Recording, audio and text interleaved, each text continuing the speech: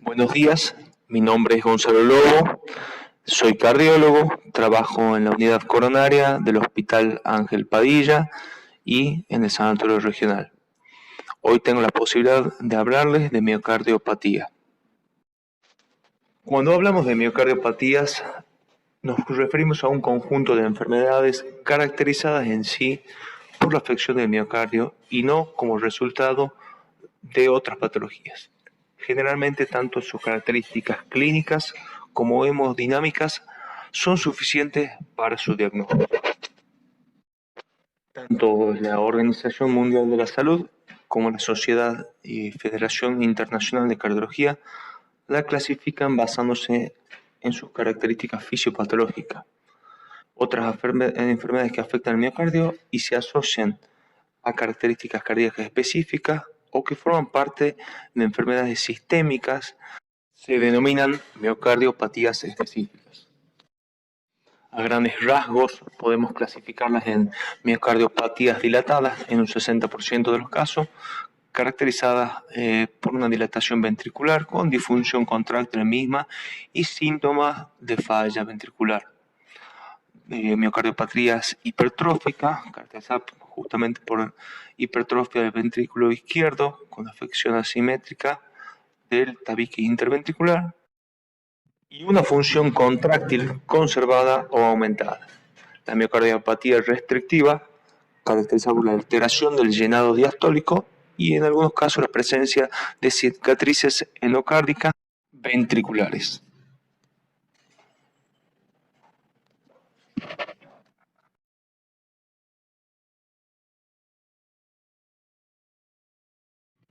Cuando hablamos de miocardiopatía dilatada, hablamos de un crecimiento cardíaco con deterioro de función sistólica de uno o ambos ventrículos. Tiene una incidencia baja de 5 a 8 cada 1000 habitantes, casi 3 veces más frecuente en sexo masculino de raza negra. La progresión de esta enfermedad puede ser sintomática, evolucionando de forma progresiva entre 1 a 5 años, evolucionando hasta la muerte, o mostrando mejoría en una minoría de los casos con mejora de diámetro y función ventricular. Existen ciertos predictores negativos de la enfermedad, entre ellos la edad avanzada, el mayor tamaño y disfunción ventricular, disminución de la capacidad de ejercicio. Algunos pacientes son asintomáticos con signos radiológicos que indican el aumento del tamaño ventricular, como ser un índice cardiotorácico mayor a 0,5, mientras que otros se manifiesta de forma aguda, ya sea posterior a un proceso activo o un proceso que ya haya cedido o se evidencie luego de meses o años, como es el caso de la miocardiopatía etílica. Para su diagnóstico podemos utilizar tanto recursos de laboratorio como imagenológicos, radiológicos, electrocardiográficos o ecografía bidimensional o tridimensional y recursos invasivos como la gammagrafía o la cinecoronariografía. Para su tratamiento, básicamente es el tratamiento de la insuficiencia cardíaca en base a tratamientos diuréticos, vasodilatadores, beta bloqueantes, antiarrítmicos, tratamientos anticoagulantes. La miocardiopatía alcohólica es la primera causa de miocardiopatía dilatada no isquémica. Se da en un tercio de todos los casos. Cesando el consumo de la misma, de forma temprana puede frenarse su progresión y hasta revertir el proceso del mismo. Esta patología puede darse por 3 mecanismos básicos. Uno, por el efecto directo tóxico del mismo alcohol o su metabolito, por el déficit nutricional o efectos tóxicos de ciertas sustancias aditivas. Es probable que su efecto a nivel del músculo estriado sea interfiriendo con las funciones de membrana y celular que afecta el transporte y la unión al calcio, respiración mitocondrial, metabolismo lipídico, síntesis miocárdica de proteínas, traducción de señales, etc. Esta patología es más frecuente en mayores de 35 años o en aquellos pacientes que tengan más de 10 años de consumo de alcohol en forma importante, se caracteriza por la alteración de la función sistólica, diastólica y muchas veces puede presentarse inicialmente de forma asintomática, manifestación típica de insuficiencia cardíaca o la aparición de arritmias auriculares o ventriculares, fibrilación auricular paroxística, síncopes, etc. El tratamiento de la misma se basa en el cese inmediato de su consumo. La displasia ritmogénica del ventrículo derecho se caracteriza básicamente por la pérdida de células miocárdicas y su sustitución por tejido graso y conectivo, asociada a taquicardia ventricular por mecanismo de reentrada y con un alto riesgo de muerte súbita. Su diagnóstico se basa en la clínica, la ecocardiografía y el diagnóstico histológico. El tratamiento es básicamente con beta bloqueantes y, en ciertos casos, ablación de arritmia con radiofrecuencia o crioablación y hasta la utilización de mecanismos de cardiodefibrilación implantable. En las imágenes podemos ver el agrandamiento de las cavidades con la alteración de la estructura y la geometría de las mismas, con presencia de infiltrados grasos y tejido conectivo, tanto a nivel macroscópico como a nivel histológico. La miocardiopatía hipertrófica se caracteriza por una inapropiada hipertrofia miocárdica en ausencia de una obvia causa de la misma, hipertensión arterial, una estenosis aórtica, afectando predominantemente el tabique interventricular de un ventrículo izquierdo no dilatado con una función sistólica hiperdinámica. La anomalía fisiopatológica más característica es la disfunción diastólica más que sistólica debido a una rigidez anormal del ventrículo izquierdo que conduce a un defecto en el llenado ventricular. Esta alteración de la relajación en la diástole produce un aumento de la presión telediastólica que da lugar a congestión y disnea. A nivel macroscópico podemos observar un aumento importante de la masa miocárdica, disminuyendo el tamaño de las cavidades. Aurículas dilatadas y a menudo hipertróficas, reflejando una elevada resistencia al llenado ventricular por la difusión diastólica y los efectos de la insuficiencia de las válvulas auriculoventriculares. La heterogeneidad en la cantidad de hipertrofia que se evidencia en las diferentes regiones del ventrículo izquierdo. Otra característica es la afección desproporcionada del tabique interventricular y la pared anterolateral en comparación con el segmento posterior de la pared libre del ventrículo izquierdo. El grado de hipertrofia es dinámico y su aparición es inusual luego de los 18 años. Generalmente hay una relación inversa entre la extensión y la edad del paciente.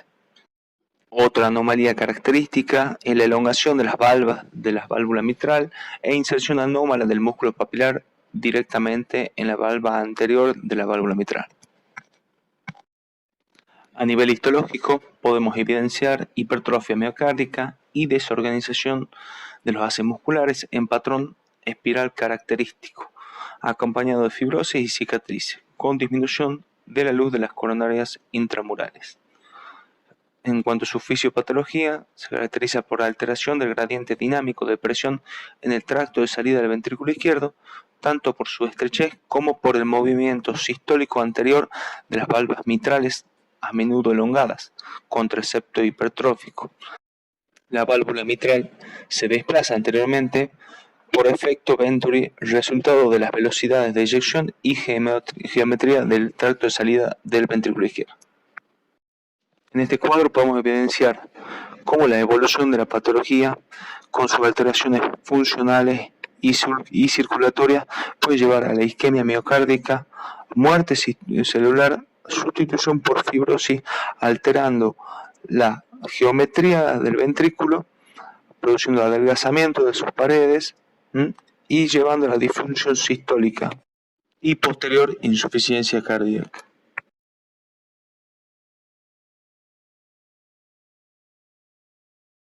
La miocardiopatía restrictiva se caracteriza por la disfunción diastólica, dado por la rigidez de sus paredes y la dificultad del llenado ventricular con una función sistólica normal o casi normal, pero con el llenado ventricular alterado. La fibrosis miocárdica, la infiltración o cicatrización endomiocárdica son generalmente responsables de este comportamiento. La afección miocárdica con depósitos de amiloides es una frecuente causa. También puede ser hereditaria, asociándose a enfermedades del músculo esquelético. Las características clínicas y hemodinámicas simulan las de una pericarditis constrictiva crónica. El ecocardiograma, la biopsia, la tomografía, la cardioresonancia pueden ser útiles al demostrar la cicatrización o infiltración endomiocárdica.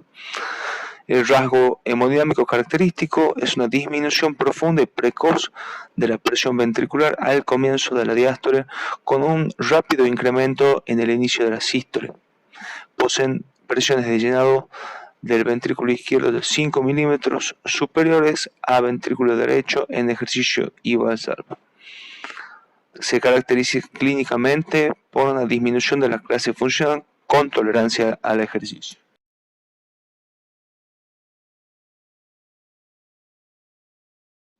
La amiloidosis es el depósito de capas de fibrillas beta plegadas formadas por proteínas a partir de distintos mecanismos.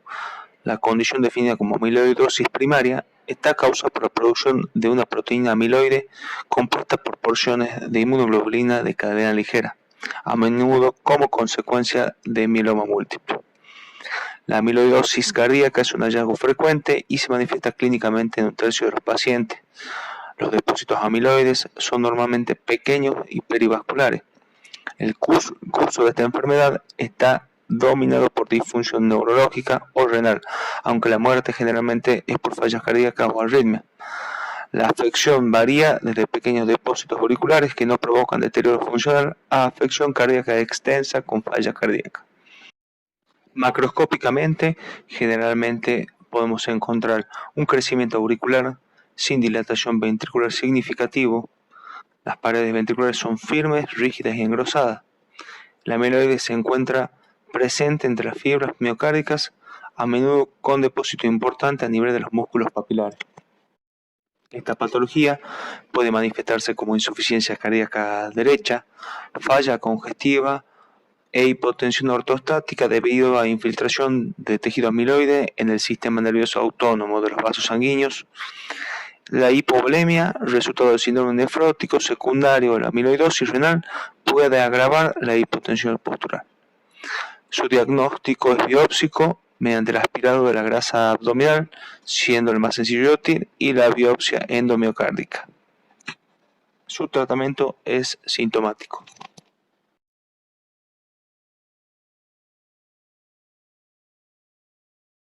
En estas imágenes podemos observar el depósito de tejido amiloide a nivel intersticial en el tejido endomiocárdico. La enfermedad de Fabry es una patología que se caracteriza por la acumulación intracelular de un glucolípido con afectación de la piel, riñones y miocardio. El examen histológico muestra compromiso miocárdico a nivel del endotelio vascular, tejido de conducción y valvular, sobre todo a nivel de la válvula mitral. Existe aumento del grosor de la pared del ventrículo izquierdo, simulando miocardiopatía hipertrófica, disfunción del ventrículo izquierdo, falla debido a la acumulación de lípidos en los miocitos e insuficiencia mitral. La hipertensión arterial, las fallas cardíacas son manifestaciones frecuentes. También ángoros e isquemia por acumulación de fragmentos lipídicos en las células endoteliales coronarias. La biopsia endomiocárdica es útil para el diagnóstico, así como la baja actividad de alfa-galactosidasa A en plasma.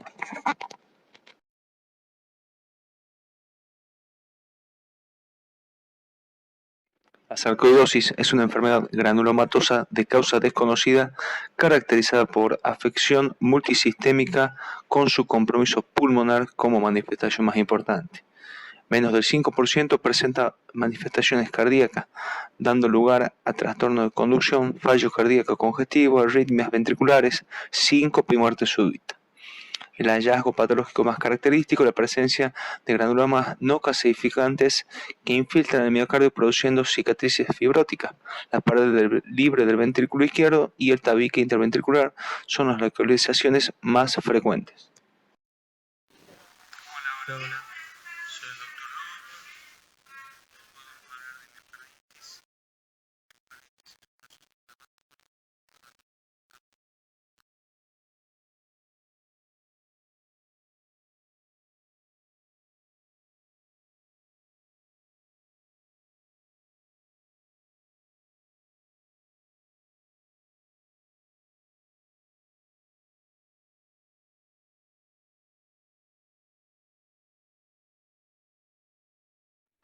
La miocarditis es un proceso inflamatorio a menudo causado por agentes infecciosos, afectando miocitos, intersticio, elementos vasculares y pericardio. Producen daño miocárdico a través de tres mecanismos básicos: invasión del miocardio, producción de toxinas y daño mediado inmunológicamente por células. Esta reacción cruzada de anticuerpos contra virus y proteínas miocárdicas pueden ser importantes en el daño mediado por complejos autoinmunes. Puede producirse por reacciones alérgicas y agentes farmacológicos, así como aparecer en enfermedades sistémicas como vasculitis. Puede ser de presión aguda o crónica, como un proceso focal para posteriormente extenderse, pero también puede afectar un solo territorio, comprometiendo el sistema de conducción. Clínicamente podría manifestarse de forma asintomática hasta la insuficiencia cardíaca fulminante. Un cuadro viral no reconocido podría ser el desencadenante. Su evolución es variable. En su mayoría se autolimita y no se diagnostica. Se puede asociar con síntomas inespecíficos como disnea, fatiga, palpitaciones y dolor precordial, llegando a simular un evento isquémico. Podemos encontrar alteraciones transitorias del electrocardiograma, siendo los trastornos de conducción asociados a un peor pronóstico, alteración de enzimas cardíacas y a nivel ecográfico evidenciar disfunción ventricular, aumento del espesor parietal, trombos a nivel ventricular, alteraciones en el llenado diastólico y a pesar de una correcta función sistólica conservada. A menudo se identifica la enfermedad sistémica asociada, pero su diagnóstico se basa en la identificación del virus en las cámaras, ladofaringios, fluidos sanguíneos, miocárdicos o pericárdicos, aunque en gran parte de los casos esas pruebas son negativas. Las técnicas biológicas moleculares como la reacción de cadena de polimerasa con tejido endomiocárdico son útiles y fiables.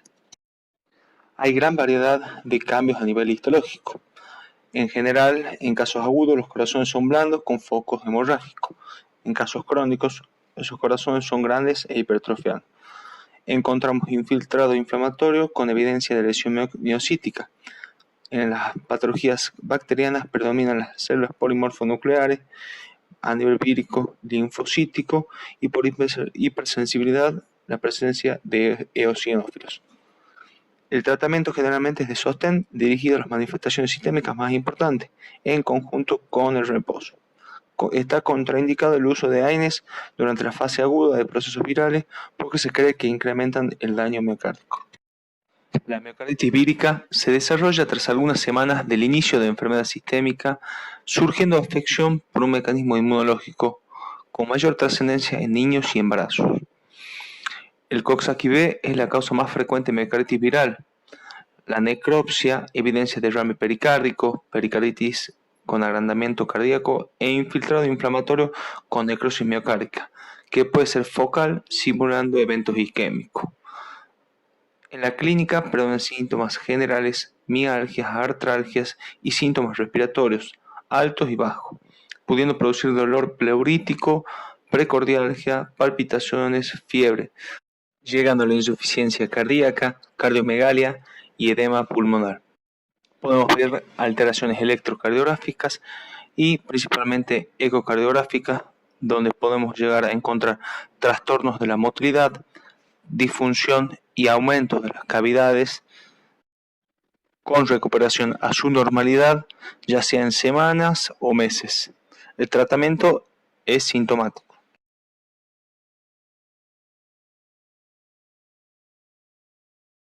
En cuanto a los procesos bacterianos, la difteria se da en un cuarto de los casos y su lesión se debe a la liberación por el bacilo difterico de una toxina que inhibe la síntesis proteica. La toxina parece tener una afinidad especial por el sistema de conducción. A nivel anatomopatológico, podemos encontrar un corazón blando, dilatado, con un miocardio de apariencia rayada, infiltrado graso de miocitos con infiltrado inflamatorio intersticial, lisis miocítica y necrosis hialina de fibras musculares. El tratamiento es sintomático y se debe administrar la antitoxina de forma precoz. La tripanosomiasis puede hacerse evidente años después de la infección inicial. La enfermedad de Chagas tiene 3 fases, una aguda, latente y una crónica. Durante la fase aguda, la enfermedad se transmite a los humanos a través de la mordedura del vector, que transporta el parásito en su tracto intestinal. Así se produce la infección cuando este parásito en materia fecal del vector ingresa a través de la lesión periorbitaria de la piel dañada. Su edema e hinchazón se llama signo de Romagne, mientras que en otras localizaciones se llama chagoma. Luego de la inoculación, el protozoo se multiplica y dispersa. El examen anatomopatológico evidencia parásitos en las fibras cardíacas con una marcada infiltración celular debido a lisis inmune por anticuerpos e inmunidad celular directa contra antígenos generados por células infectadas. Se manifiesta en forma de mialgia, sudoración, hepatoesplenomegalia, derrame pericárdico e insuficiencia cardíaca.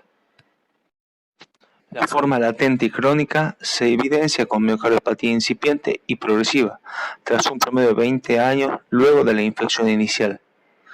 Esto abarca a un amplio espectro, desde asintomáticos a aquellos con alteraciones electrocardiográficas, cardiomegalia, insuficiencia cardíaca, embolia, dolor torácico y muerte súbita.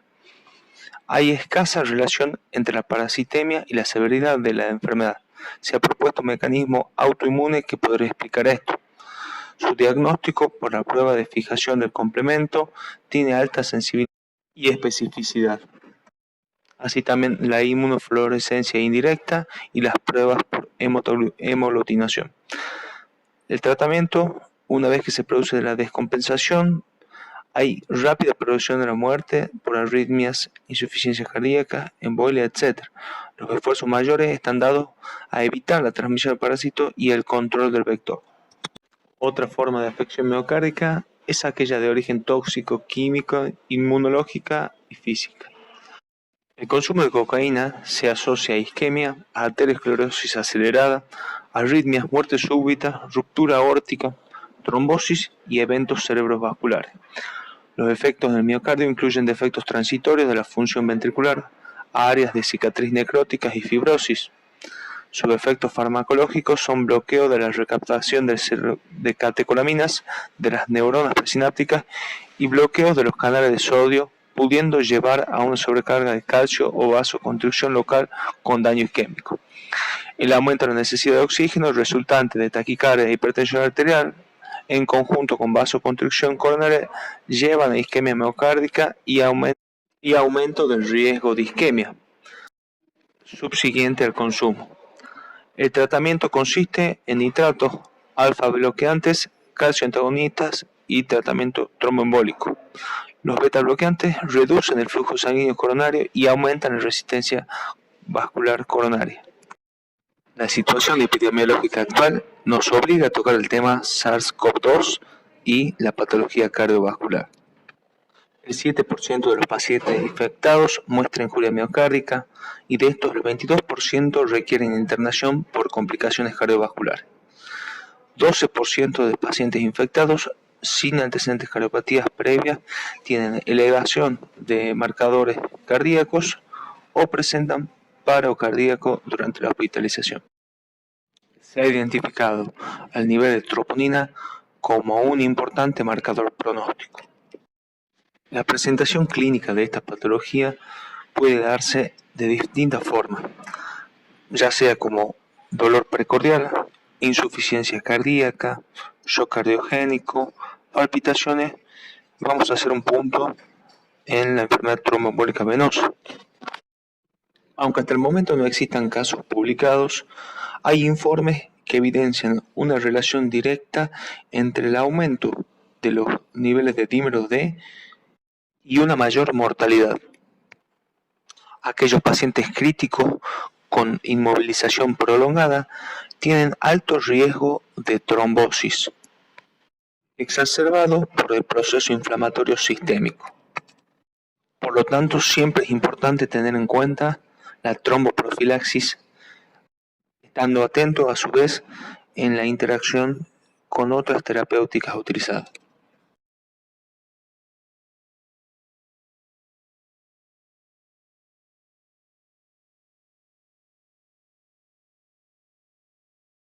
La relación entre IECA, ARA y el virus no está clara aún. Se piensa que la regulación en aumento de los receptores de angiotensina 2 producida por estos medicamentos puede predisponer a un aumento de la susceptibilidad al virus. Sin embargo, esto no está totalmente aclarado. Por otro lado, algunos estudios muestran que la exposición a estas drogas disminuyen el proceso inflamatorio en los procesos infecciosos por COVID-19.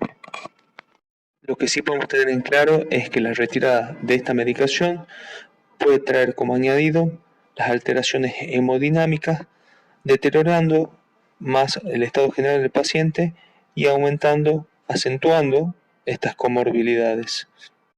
Por lo tanto, se ha recomendado no cambiar esta medicación.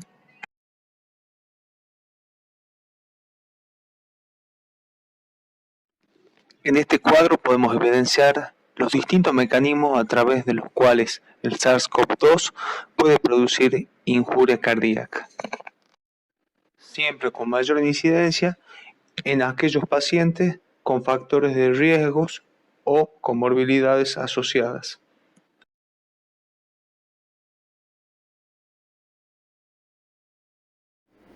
Para el diagnóstico de miocarditis por COVID es necesario el diagnóstico etiológico mediante la reacción de cadena de polimerasa asociado a los distintos recursos electrocardiográficos, ecocardiográficos y por laboratorio.